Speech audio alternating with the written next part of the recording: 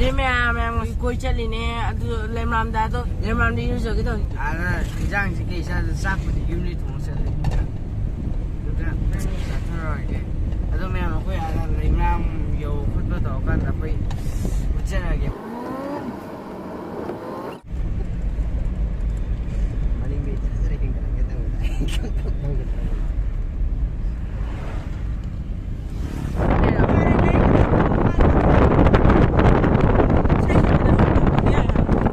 भीतर का कापुन भी ले रहा है मसा मगा भी दो ये ले पुन मन भी होता है लास्ट का भी जो कुछ ए चिंगा चिंगा का ये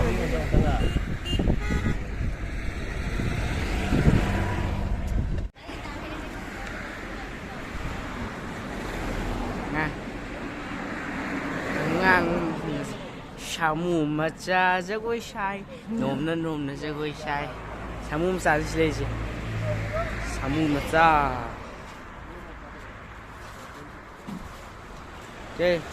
cái ly nó cái ly nào bạn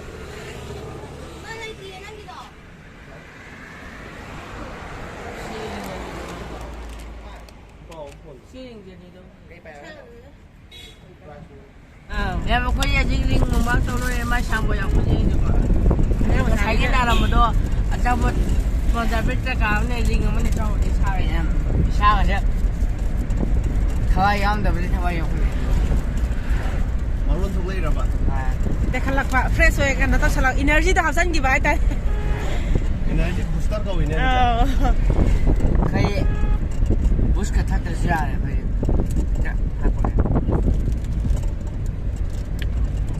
Corona cái thằng ở đó hay à?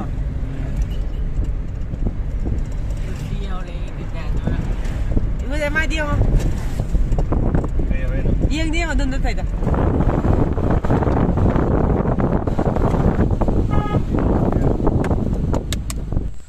Sama jadi main.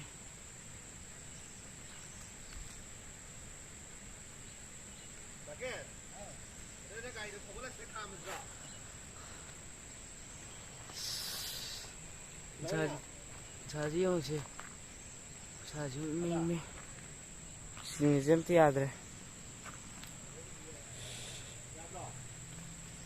là khơi rồi này khơi dịch rồi có chỉ lâu cũng mẹ sạc xí làm nhà ra xa đó thấy mi ốp này thì yên rồi đấy mẹ xa đó yên là ôi là khơi khăn rồi anh ấy bị sao thao hàng thao cái là xin tiền thôi mà sao vậy ạ mà nên phải thao cái là mà làm bàn lâu rồi mẹ mà khơi chips cả kurkure cả lấy sao lấy à đó rác sủi lủi đi thay bị cái thằng sao lấy ví dụ ta lấy nè chips à đó nhiều lắm mà cái đó kìa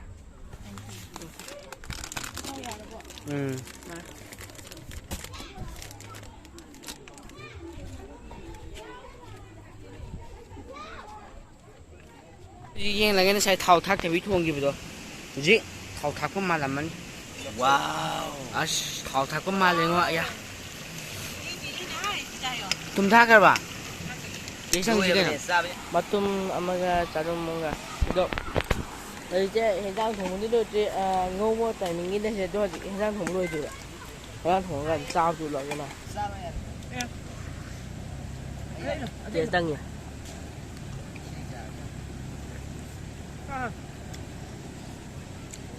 Bông phơi không ngầu chưa? Thùng thì người ta ngầu thế mà có gì thế? Giờ chúng ta ngầu chứ? không được ngầu đi mà không được nhiều. mày mà cái salad tốt rồi salad đấy saya udah main trik cerita đi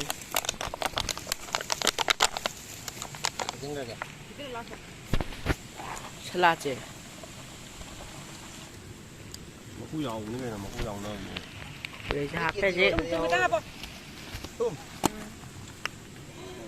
à thôi thì cái nó đâu ra chỉ cái nó tôi hấp ra để làm cái tôi phải lựa tôi phải lựa đã hấp hấp cái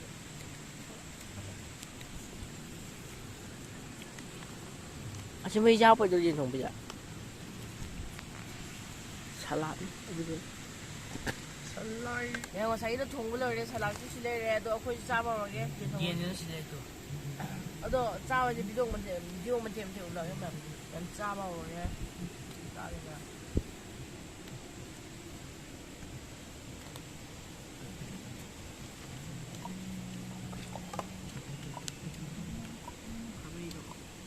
라고 생각을 하죠. 아이 그때 그런 거 내가 했어. 문장.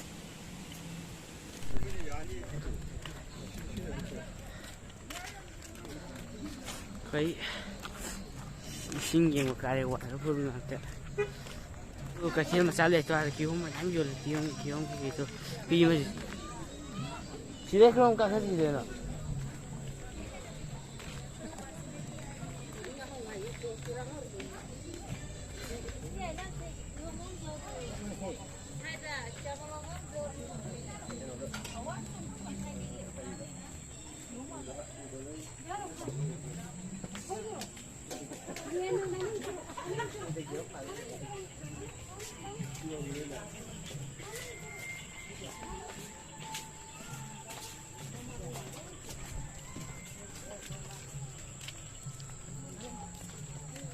와이 싹자 또 보는 하루에 오늘 날씨 거리 기기 뱀도 보가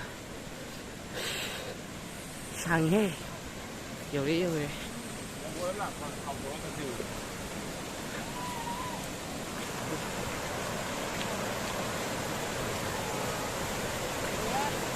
그 một phần người ta ngoài hết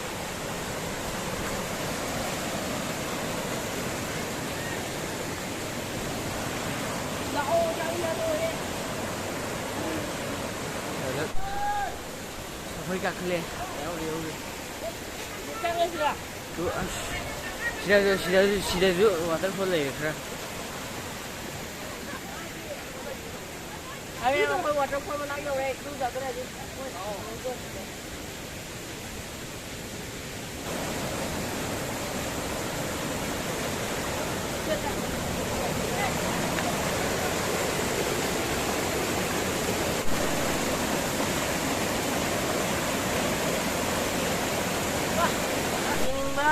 con giờ đi đâu đấy à? Hay à, mình đâu rồi. Các bạn em nhiều đấy tòa này.